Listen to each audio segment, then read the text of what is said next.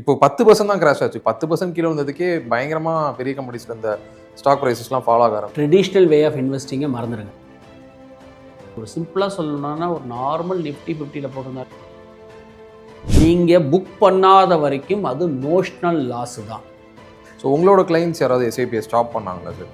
7 வருஷம் எஸ்ஐபியில் நான் தொடர்ந்து முதலீடு பண்ணியிருக்கேன், எனக்கு லாஸ் ஆகிருக்குன்னு நீங்கள் யாரையுமே காமிக்க முடியாது.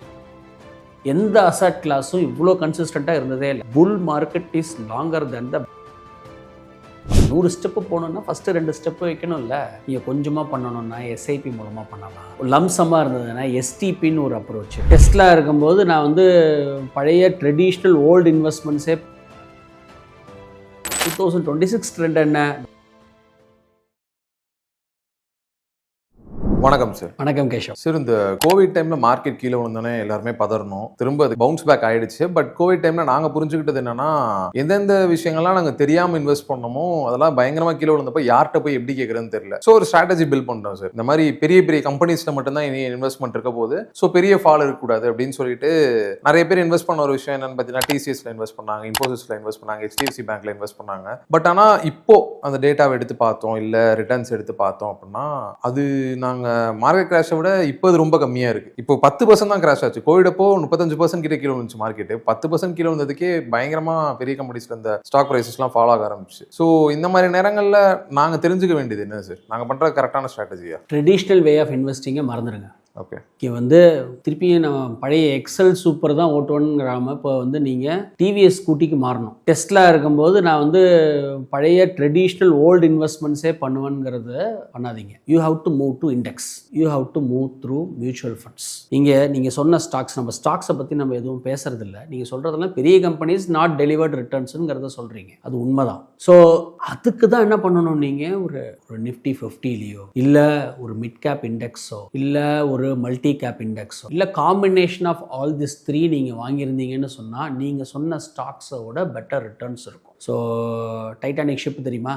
டைட்டானிக் ஷிப்பு போய் டேர்ன் எடுக்குன்னு 5 கிலோமீட்டர் போகணும். 5 கிலோமீட்டர் போனால் தான். ஸோ பெருசு மூவ் ஆகிறதுக்கு கொஞ்சம் டைம் ஆகும். ஸோ அதெல்லாம் ஐதர் காலத்து பழசு. இப்போ 2026 ட்ரெண்டுக்கு வாங்க. 2026 ட்ரெண்ட் என்ன? இந்த ஒரு ஸ்டாக் 2 ஸ்டாக் வாங்கி 5 ஸ்டாக் வாங்கி பணக்காரங்க இருக்காது, இதெல்லாம் போச்சு. You have to move to an index so that you can avoid concentration risk. Diversification of portfolio உங்களுக்கு கிடைக்கும், ப்ளஸ் உங்களுக்கு பெட்டர் ரிட்டர்ன்ஸ் கிடைக்கும். ஒரு சிம்பிளாக சொல்லணும்னா ஒரு நார்மல் நிஃப்டி 50ல் போட்டிருந்தாலே உங்களுக்கு 12% வந்துருக்கும் கடைசி 5 வருஷத்தில். நீங்கள் ஒரு மல்டி கேப் இண்டெக்ஸில் போட்டிருந்தா 16% வந்துருக்கும். இதே ஒரு மிட் கேப் இண்டெக்ஸில் போட்டிருந்தா ஒரு 14% வந்துருக்கும். ஆக்டிவ் மியூச்சுவல் ஃபண்ட்ஸ் இதோட 2-3% ஜாஸ்தி. So traditional way of investing will not work in 2026 or may not work in the future also. Sir, இப்போ மார்க்கெட் ஃபால் ஆகிறப்போ நாங்க பார்க்குற நிறைய விஷயம் என்னன்னா, நிறைய மக்கள் பணத்தை உள்ளே வச்சுக்கிறது இல்லை, டப்புன்னு வெளியே எடுத்துடுறாங்க.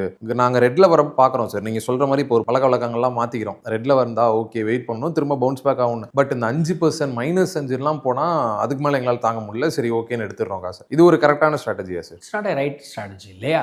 வாலட்டிலிட்டிக்கும் லாஸுக்கும் முதல்ல வித்தியாசம் தெரியணும். முதல்ல வாலட்டிலிட்டி லாஸ் தெரிஞ்சதுக்கு முன்னாடி உங்களுக்கு பேசிக் ஃபினான்ஸ் தெரிஞ்சுக்கணும். இப்போ ஒரு வீடு இருக்கு, ஒரு வீட்டுடைய விலை இன்னைக்கு 1 கோடி ரூபா. ஒரு உதாரணத்துக்கு சொல்றேன். போன வருஷம் 1 கோடின்னு வச்சுங்களேன். போன வருஷம் உங்க வீட்டுடைய விலை 1 கோடி ரூபா. யாரோ ஒருத்தர் உங்க வீட்டை ஒரு 85 லட்சத்துக்கு தான் கேட்குறாங்க. நீங்க விற்கல, அந்த 85 லட்சத்துக்கு வீடை விற்கல. ஏன்னா உங்க வீடு 1 கோடின்னு நீங்க மைண்ட்ல வச்சிருக்கீங்க. இப்போ பார்த்தீங்கன்னா ஒரு வருஷத்துக்கு அப்புறம் பார்த்தீங்கன்னா இன்னைக்கு அது 90 லட்சத்துக்கு கேட்குறாங்க. ஒரு உதாரணத்துக்கு சொல்கிறேன். அப்பயும் உங்களுக்கு மைண்டில் நீங்கள் விற்கல, 90 லட்சத்துக்கு வச்சுருக்கீங்க. இப்போ அந்த 10 லட்சம் என்னாச்சு? டிப்ரிஷியேட் ஆயிடுச்சு சார். 10 லட்சம் என்னாச்சு? அந்த 1 கோடின்னு நீங்கள் சொன்னீங்க. ஒருத்தர் 85 லட்சம் தான் கேட்டார், அப்பயும் நீங்கள் விற்கல. இப்போ 90 லட்சத்துக்கு ஒருத்தர் கேட்குறாரு, இப்பயும் நீங்கள் விற்கல. அந்த 10 லட்ச ரூபா இல்லை அந்த 15 லட்ச ரூபா எங்கே போச்சு? எங்கே போச்சுன்னா அது அப்படியே தான் சார் இருக்கு. நான் விற்கிறல்ல. எக்ஸாக்ட்லி.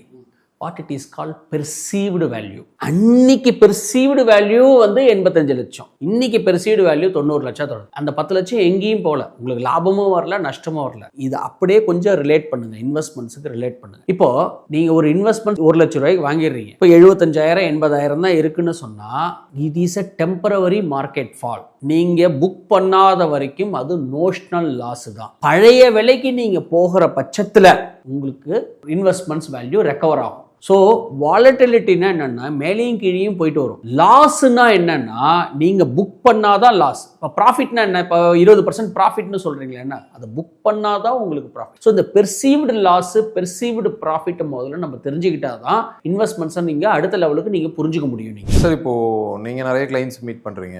ஸோ ஒரு 1.5 வருஷமா மார்க்கெட் அவ்வளவா நல்லா இல்லை. அதுவும் இல்லாமல் போன மார்ச் மாசம்லாம் பார்த்தீங்கன்னா பயங்கரமா அந்த வார நாள் விழுக ஆரம்பிச்சு. ஸோ உங்களோட கிளைண்ட்ஸ் யாராவது எஸ்ஐபியை ஸ்டாப் பண்ணாங்களா சார்? அதாவது நீங்க முழுக்க முழுக்க பேசி கன்வின்ஸ் பண்ணலாம் இது இப்படிதான் சொல்லிட்டு, பட் அதை தாண்டியும் ஒரு சில பேருக்கு இன்னர் ஃபேர்ன்றது இருக்க தான் செய்யும். ஏன் பணம், அதுக்கு நான் தான் டெசிஷன் எடுப்பேன். ஸோ அந்த மாதிரி யாராவது எக்ஸிட் பண்ணாங்களா சார்? 7 வருஷம் முதலீடு பண்ணலன்னா எஸ்ஐபிலேயே முதலீடு பண்ணக்கூடாதுங்கிறது தான் என்னுடைய கருத்து. இது வந்து கஸ்டமர்ஸாக இருக்கட்டும், ஃப்ரெண்ட்ஸாக இருக்கட்டும், யாருக்காக இருந்தாலும் இதுதான். 7 வருஷம் எஸ்ஐபியில் நான் தொடர்ந்து முதலீடு பண்ணியிருக்கேன், எனக்கு லாஸ் ஆகிருக்குன்னு நீங்கள் யாரையுமே காமிக்க முடியாது. ஆல்மோஸ்ட் எல்லாருக்குமே பாசிட்டிவ் ரிட்டர்ன்ஸ் தான் வந்திருக்கு. எந்த டைம் பீரியடில் வேணாலும் எடுத்துங்க, நீங்கள் ரோலிங் ரிட்டர்ன்ஸ் எடுத்து பாருங்க, எல்லாருக்கும் பாசிட்டிவ் ரிட்டர்ன்ஸ் தான் இருக்குது. ஸோ மினிமம் பீரியடு ஒரு 7லேருந்து 10 வருஷம் நீங்கள் முதலீடு பண்ணால் மட்டும்தான் நீங்கள் எஸ்ஐபிக்குள்ளேயே முதல்ல வரணும்.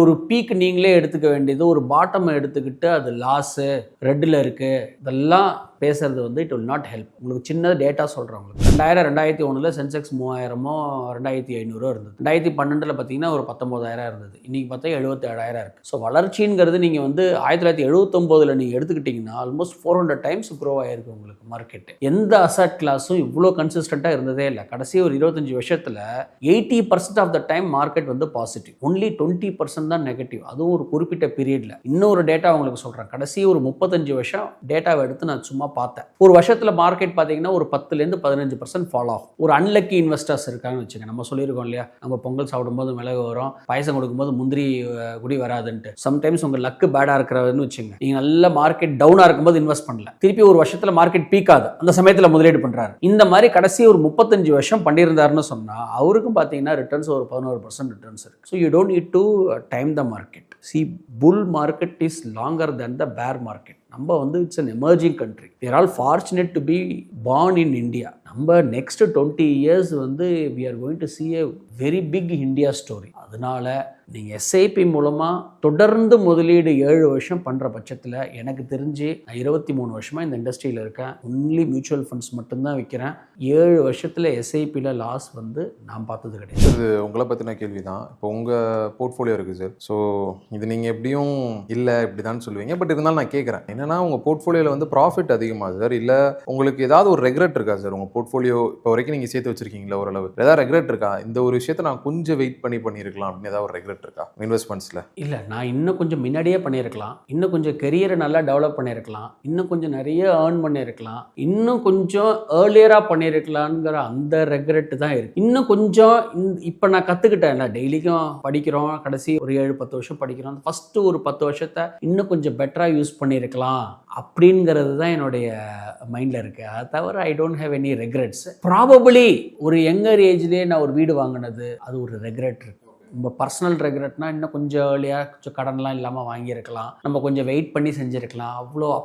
அவ்வளோ பெரிய அவேர்னஸ் இல்லை. இந்த 2008-9 அந்த கிரைசிஸை சரியாக யூஸ் பண்ணலைன்னா, ஸோ போஸ்ட் 2008-9க்கு அப்புறம் தான் I start investing. So I miss the best days in the investing. கோவிடை சரியாக யூஸ் பண்ணனா சைசிங் பண்ணலை. சைசிங் நிறைய பண்ணியிருக்கலாம். மார்க்கெட் இதாக இருக்கும்போது நிறைய சைசிங் இஸ் வெரி இம்பார்ட்டன்ட். ஒரு 10 லட்சத்துக்கு 20% ரிட்டர்ன்ஸ்னா 2 லட்சம் தான். 1 கோடிக்கு 10% ரிட்டர்ன்ஸ்னா உங்களுக்கு 10 லட்சம் ரூபா. So portfolio sizing is very important. இது நான் இன்னும் கொஞ்சம் ஏர்லியராக லேர்ன் பண்ணியிருந்தேன்னா எனக்கு கொஞ்சம் ரெக்ரெட் இருந்திருக்கேன். But otherwise life is always a regret mission. Okay sir, கடைசி கொஸ்டின் என்னன்னா, இப்போ மார்க்கெட் ஓரளவு திரும்ப மேலே வர ஆரம்பிச்சிருக்கு சார். பட் இப்போயுமே நிறைய பேர் என்ன ஒரு விஷயத்துக்காக வெயிட் பண்ணுறாங்க அப்படின்னு பார்த்தீங்கன்னா, இப்போ மார்க்கெட் திரும்ப மேலே வர ஆரம்பிச்சு. ஸோ இப்போ நான் வாங்கினா கரெக்டாக இருக்காது, மார்க்கெட் திரும்ப கீழே போகும்போது வாங்கினா தான் நான் நிறைய குவான்டிட்டிஸ் வாங்க முடியுன்றத மைண்டில் ரெஜிஸ்டர் பண்ணி வச்சிருக்காங்க. ஸோ என்ன நினச்சிட்டு இருக்காங்கன்னா, திரும்பவும் கொஞ்சம் நாளில் நீங்கள் சொல்கிற மாதிரி வருஷத்தில் ஒரு 4 தடவை ஃபால் வரலாம் அப்படின்னு சொல்கிறீங்கல்ல, அந்த மாதிரி அந்த ஃபாலில் நான் போய் பிக் பண்ணி கரெக்டான டைமில் என்டர் ஆயிடுவேன் அப்படின்னு நினச்சிட்டு இருக்காங்க. அதனால இன்வெஸ்ட்மெண்ட்ஸை டிலே பண்ணுறாங்க. இதை பற்றி நீங்கள் என்ன நினைக்கிறீங்க? அவர் என்றைக்கும் வாங்க மாட்டார், மேலே போனாலும் வாங்க மாட்டார், கீழே வந்தாலும் வாங்க மாட்டார். He will only be a spectator வாட்சிங் சம்படி இஸ் பிளேயிங். ஆக்சுவலாக இதுதான் பண்ணிட்டு இருப்பாங்க. 100 ஸ்டெப்பு போகணுன்னா ஃபஸ்ட்டு 2 ஸ்டெப்பு வைக்கணும்ல. There are ways of investing. நீங்கள் கொஞ்சமாக பண்ணணும்னா எஸ்ஐபி மூலமாக பண்ணலாம். லம்சமாக இருந்ததுன்னா எஸ்டிபின்னு ஒரு அப்ரோச் இருக்குது. ஆக்சுவலாக டிஃப்ரெண்ட் கேட்டகரியில் நீங்கள் இன்வெஸ்ட் பண்ணிக்கலாம். நீங்கள் கொஞ்சம் டெட்டு, கொஞ்சம் மல்டி அசட்டு, கொஞ்சம் ஈக்குட்டி முதலீடு பண்ணிக்கலாம். உங்கள் சைஸ் சட்டை என்னங்கிறத பார்த்துட்டு நீங்கள் இன்வெஸ்ட்மெண்ட்ஸை எப்பயுமே ஃபிட் பண்ணிக்க முடியும். லாட் ஆஃப் கான்ட்ரேரியன் கால்ஸ் நீங்கள் எடுக்கலாம். இன்டர்நேஷனல் இன்வெஸ்டிங் பண்ணலாம். There are so many ways of investing. நான் ஒன்றுமே பண்ண மாட்டேன், டவுன் ஆகும்போது தான் பண்ணுவேன்னா அவங்க டவுன் எது டவுன்னு எப்படி தெரியும்? 77,000 டவுனா டவுன் இல்லையா? அது நீங்கள் சொல்லுங்கள். 77,000 டவுன் இல்லை சார். 85,000 பீக்கா பீக் இல்லையா? யாருக்கும் அதெல்லாம் தெரியாது. டு ஆன்சர் டு யூ, ஒரு க்ரோயிங் மார்க்கெட்டில், இந்த மாதிரி ஒரு எமர்ஜிங் மார்க்கெட்டில் ரெகுலராக நீங்கள் தொடர்ந்து முதலீடு பண்ணி சைசிங் பண்ணிக்கணும் போர்ட்ஃபோலியோ. நல்லா தண்ணி ஊற்றி உரம் போட்டு நல்லா ஃபெர்டைல் பண்ணி வச்சுக்கிட்டிங்கன்னா ஒரு காலத்தில் மழை வரும்போது அப்பா அறுவடை பண்ணுங்க. அதுதான் பெட்டர். ஒரு கோல் வச்சுக்கோங்க. 10, 15, 20 வருஷம். நம்ம பழைய வீடியோவில் சொன்னிருக்கோம். Every 10 years Nifty has become Sensex. அப்படின்னா என்னன்னா மினிமம் 12% ரிட்டர்ன்ஸ் கொடுத்துருக்கு இண்டெக்ஸே. ஒன்றுமே பண்ணியிருக்க வேணாம். பிரமாதமாக நீங்கள் ரொம்ப யோசிக்காது. நிறைய பேருக்கு என்ன ப்ராப்ளம் இன்னைக்கு? வீடு இருக்குது, லேண்ட் இருக்குது, ஈக்குவலான ஃபினான்ஷியல் அசட்ஸ் இல்லை. அதை மியூச்சுவல் ஃபண்ட்ஸ் மூலமாக வச்சுக்கலாம். 1 கோடிக்கு வீடு இருக்குது, 1 கோடிக்கு மியூச்சுவல் ஃபண்ட்ஸ் இருக்கா? இல்லை. அப்போ யோசிக்காதுங்க. அப் டு 1 crore பில் பண்ணுங்க. உங்களுக்கு 50 லட்சத்துக்கு கோல்டு இருக்குது, 50 லட்சத்துக்கு மியூச்சுவல் ஃபண்ட்ஸ் இல்லையா? அப்போ யோசிக்காதீங்க, 50 லட்சம் மியூச்சுவல் ஃபண்ட்ஸை பில் பண்ணுங்க. ஃபிசிக்கல் அசட்ஸுக்கு ஈக்குவலாக ஃபினான்ஷியல் அசட்ஸை பண்ணீங்கனாலே பண்ணணுமா பண்ணன வேணாமாங்கிற அந்த ஒரு டவுட் முதல்ல போயிடும். First point. And second point, இது எனக்கு போதுமா? அந்த சைசிங் பண்ணிட்டீங்கன்னா தெரியும். 3வது, உங்கள் கோல் என்னங்கிறத கரெக்டாக ஃபிக்ஸ் பண்ணிங்க. அறிவை தலைவனாகவும் மனதை வேலைக்காரனாக வைக்கணும். சும்மா ஆசிலேட் பண்ணிட்டு போடலாமா எடுக்கலாமா, ப்ரெஷர் குக்கரில் சாதத்தை வச்சுட்டு திறந்து பார்த்தீங்கன்னா சாதமும் வேகாது. ஒரு 1/2 மணி நேரம் டைம் கொடுத்தீங்கன்னா நல்லா வெந்துடும், நல்லா சாப்பிடலாம். ஸோ 10 வருஷம் டைம் கொடுத்தீங்கன்னா மியூச்சுவல் ஃபண்ட்ஸில் ஓரளவுக்கு வெல்த்தியாக இருப்பீங்கிறத என்னுடைய வியூ. நீங்கள் முக்கியமாக தெரிஞ்சிக்க வேண்டியது என்னன்னு சொன்னால் டைம் இன் த மார்க்கெட். இன்னும் உங்களுக்கு சிம்பிளாக சொல்லணும்னா, மீனை தண்ணியில் போட்டால் மிதக்கும், கருவாடை போட்டால் மிதக்குமா?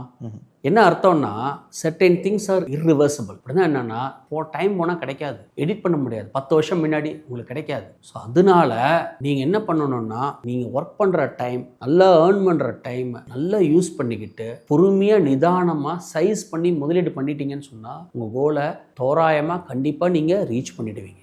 ஓகே சார், ரொம்ப நன்றி சார். தேங்க்யூ கேஷவ்.